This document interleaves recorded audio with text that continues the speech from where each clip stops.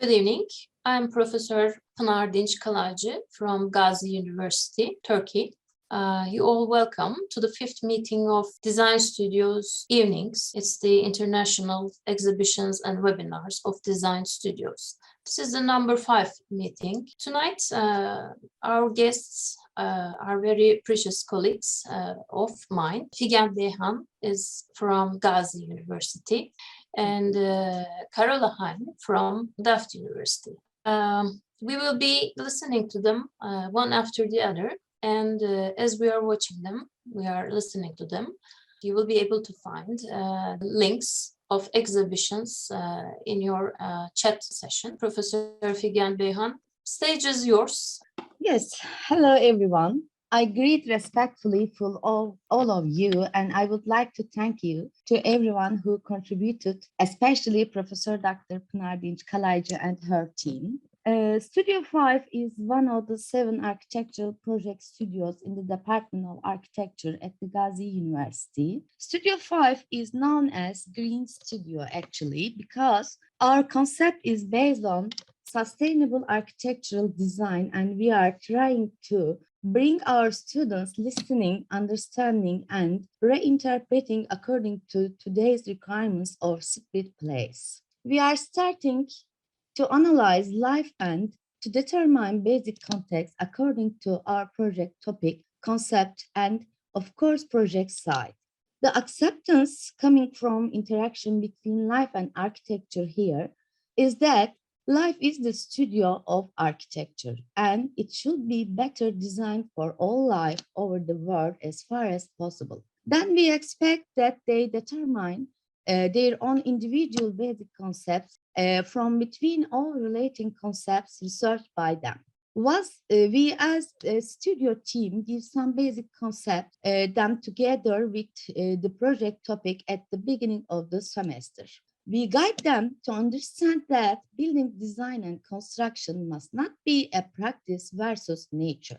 We discuss unplanned, unqualified, and lost unique values built environment because of decisions of wrong architectural design. Furthermore, we make a point of what we can learn from the past. We keep going by way of genius logic for catching up with the spirit of the place. In the beginning, the students are completely motivated to collect information from literature and project site in systematic ways. We organize a technical visit to one of the cities in different regions in Anatolia for analyzing project sites every semester. Our team briefed the project topic and concept to our students at the beginning of the semester. Then we have a preliminary research process for 2 weeks before going to the trip. Our students group for different research issues, and every group studies its own research subject about existing situation. Then they present their own works to other friends and discuss the potentials and limitations of the site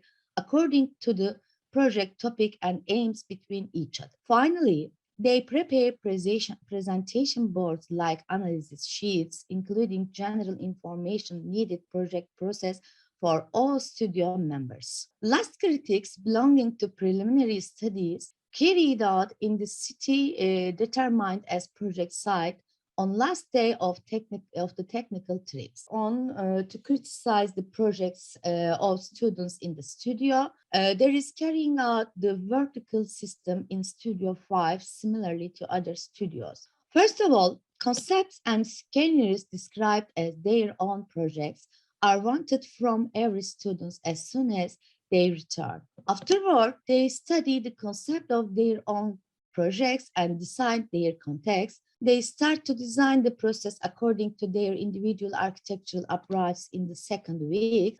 And now I would like to show and inform you about some of our projects from different semesters to you.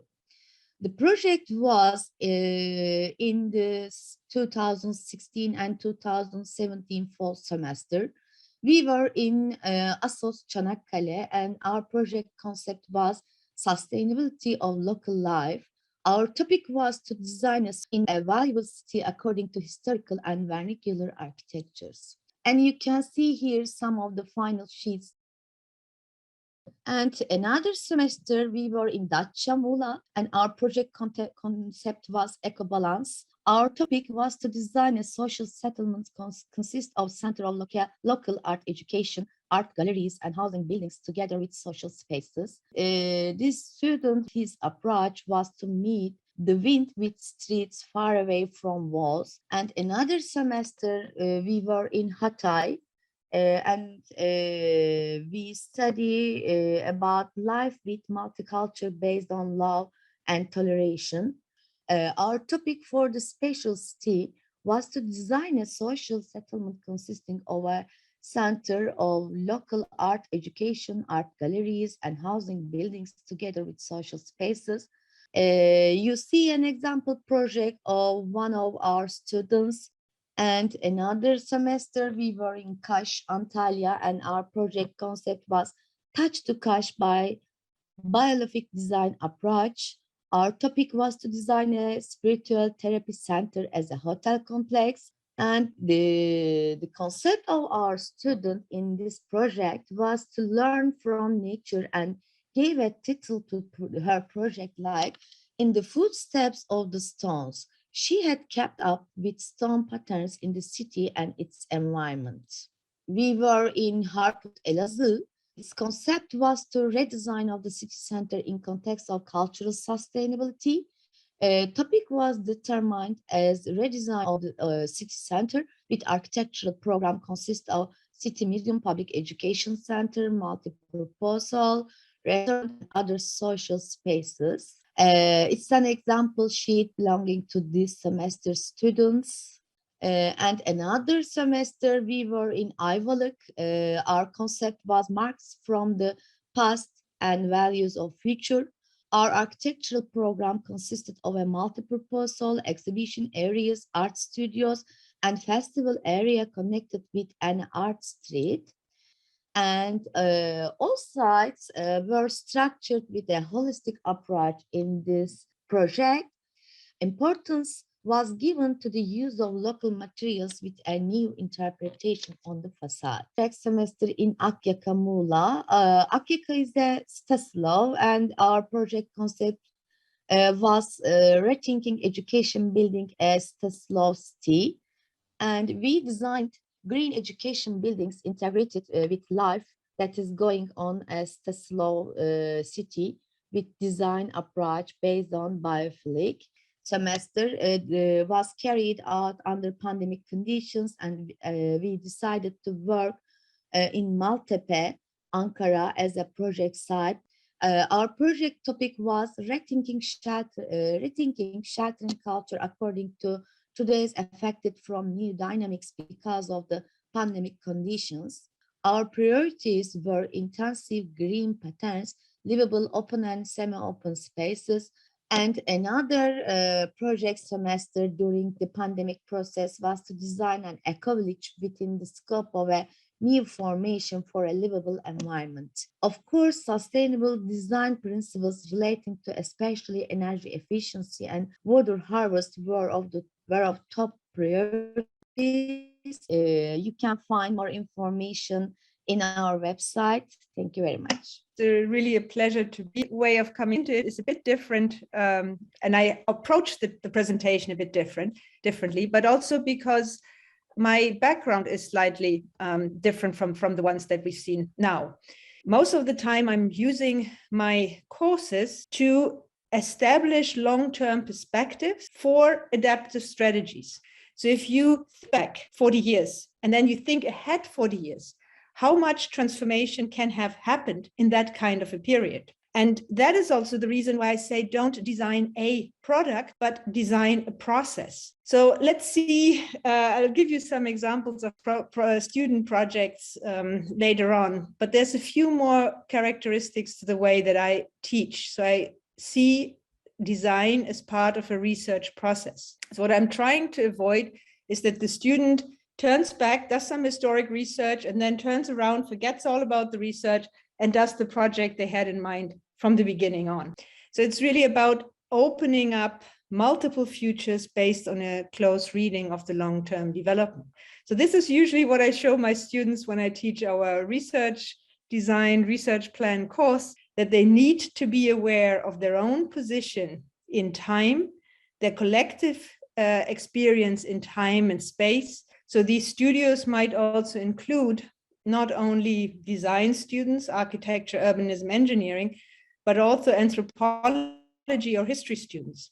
So this idea of history-based studio design, we took this with my colleague Elise van Doren into an article to explore types of student learning and the relevance of history for design. What was really fascinating is to see is that the students were all really supporting the idea that history matters for design. Now, in this, so I teach all kinds of courses on that are history based, but what I propose to do today is to look at those that are focused on port cities, because that's also my personal fascination, which is a fascination also with water and heritage, or water and culture. And I think at a time of climate change and shifting water patterns, we really need to look at port cities as these particular cities at the edge of sea and land. So what we have set up is this research project on port city futures, in which brings together these three different universities. And I do think that it matters to have, for example, anthropologists involved in this, and then they can both help in the design process. And this idea of port cities as important types of city, for me, comes from the idea, well, going back to extended urbanization, and the idea that we need to think cities as part of global flows extending to the entire planet, in which these port city territories are particular nodes. Now, in the design approach, we use methods such as mind maps to even identify what students actually see or have seen. What is in your mind? What do you know? What you don't know? Here in the case of what's Rotterdam as a port city, I've been putting together, establishing these kinds of dualities, for example, challenges of heritage and migration, because they're often themes that are actually colliding with each other. So what I'm doing here and what I'm doing in the course is trying to provide students with a background through lectures to look at the particularities of port cities, to provide them with analytical tools.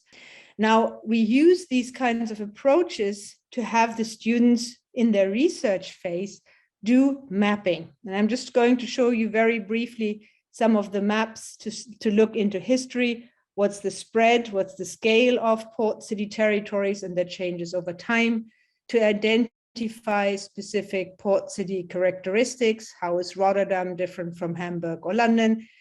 And as a result, from these analysis of historic plans, you might get a story, which was also the result of a student project. You see transformations, urban development, and you can position individual buildings in the larger scale. And so the studio work, or the examples that I would like to show you, comes from 2 or 3 different studios. And one is called, was Beyond Oil. And what we did in the Beyond Oil studio is also use them to develop exhibitions with musea. And another one called Adaptive Strategies, where I'll show you, we have the exhibition online on our Port City Futures website. So in Museum Rotterdam, and so there's the exhibition is what you see here. The Dunkirk exhibition, and I don't want to go into all the details, but so the Rotterdam exhibition also traveled through several of our universities. So from that kind of an analysis comes, for example, the conviction that the image matters.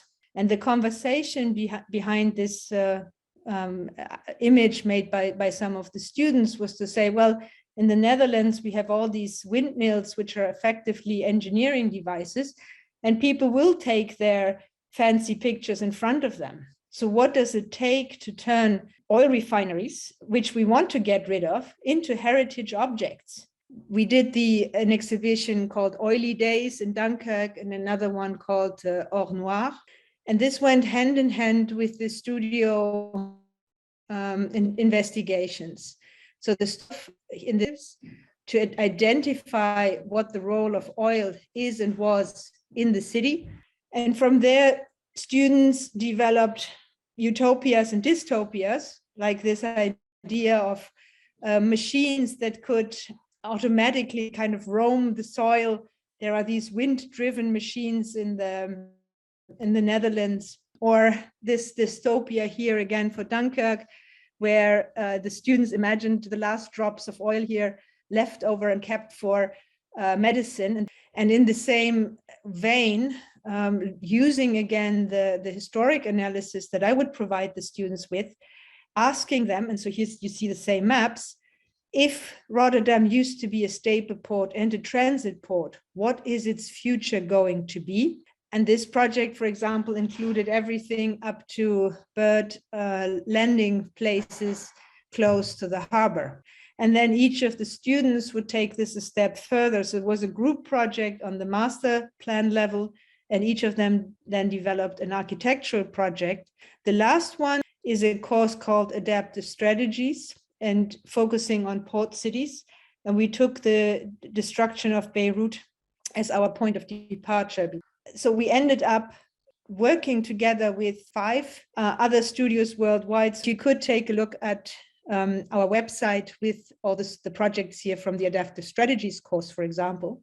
But the Adaptive Strategy one is that I'm involved in personally. And so the students of one of these projects, Quarantina with 3S, looked at issues of sustainability, questions of how do we change it, for example, through river improvement. And they did a really nice analysis of how to transform and repair this neighborhood down to the architectural design project.